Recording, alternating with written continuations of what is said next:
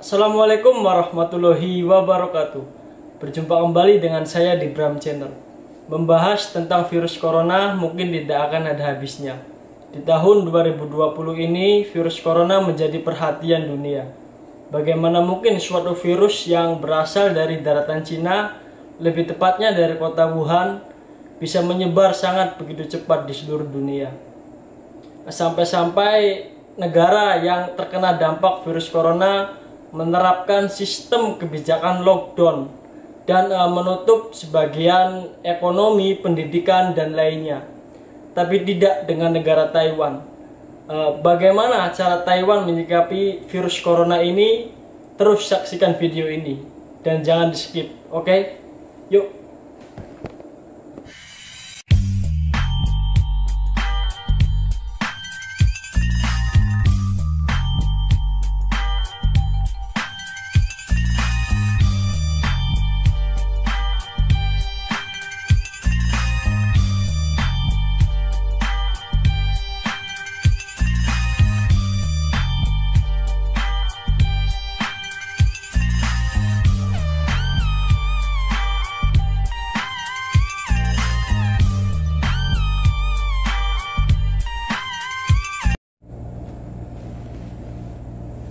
Oke, sebelum jauh lebih lanjut, saya minta dukungan dan supportnya dari teman-teman dengan cara like, comment, share, dan subscribe.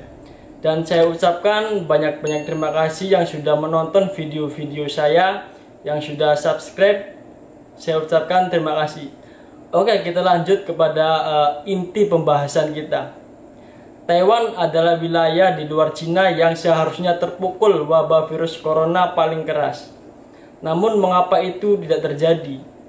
Sekitar 850.000 orang Taiwan bermukim dan bekerja di Cina.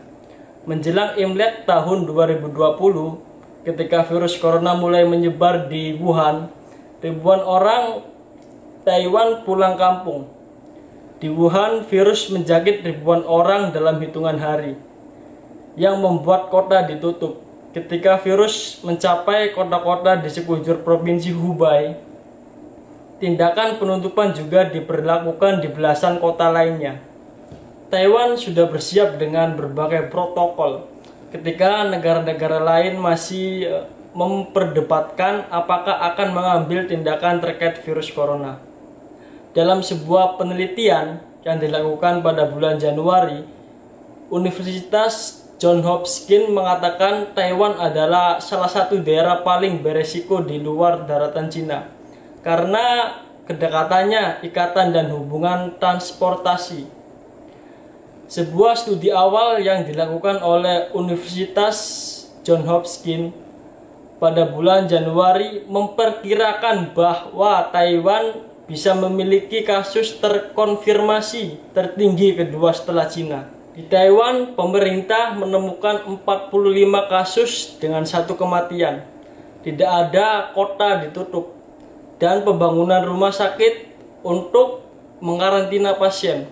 Ketika jumlah korban terjangkit di Cina mencapai 80 ribuan dan virus menyebar ke banyak negara, jumlah kasus di Taiwan tak bertambah dan tidak ada kematian.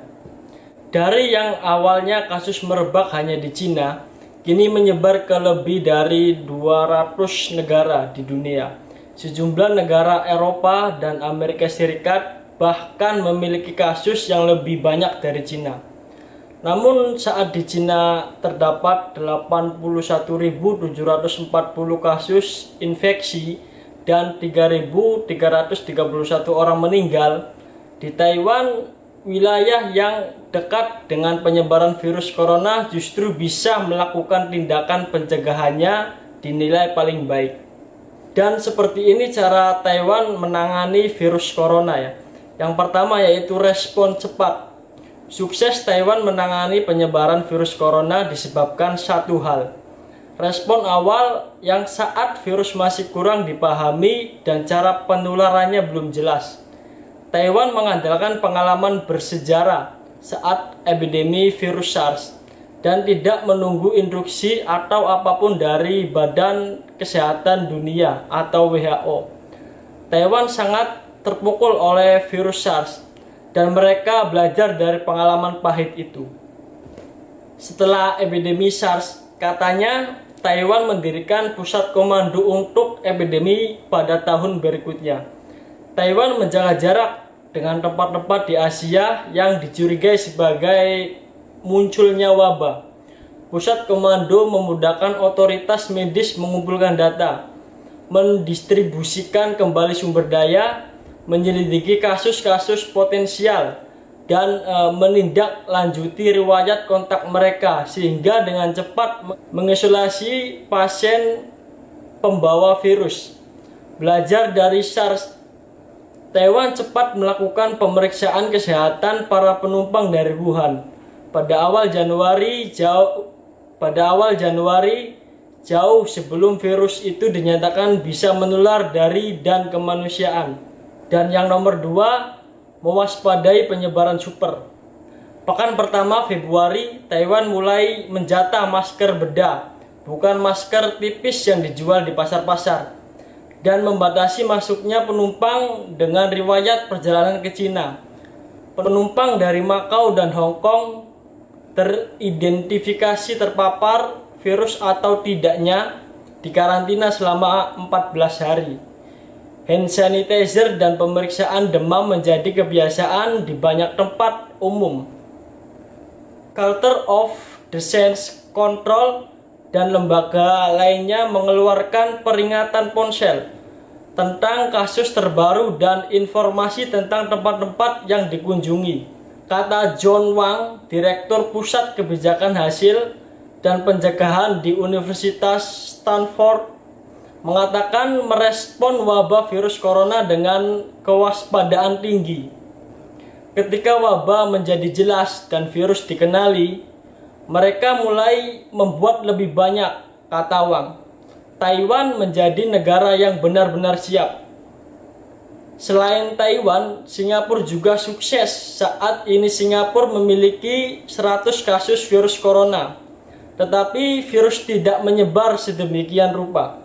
Padahal Singapura beresiko tinggi karena statusnya sebagai pusat transit utama orang-orang Cina, Hong Kong, dan kota-kota lainnya. Seperti Taiwan, Singapura juga belajar dari SARS.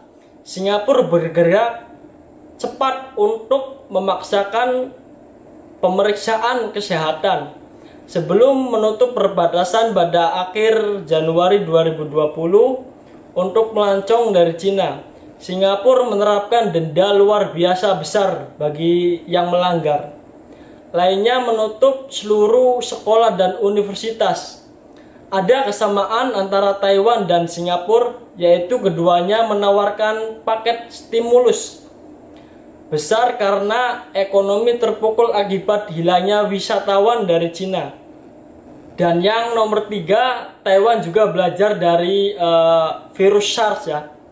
Untuk menjawab kondisi itu, mungkin perlu menengok 17 tahun ke belakang saat wabah sindrom pernapasan akut atau virus SARS yang pernah terjadi pada tahun 2003.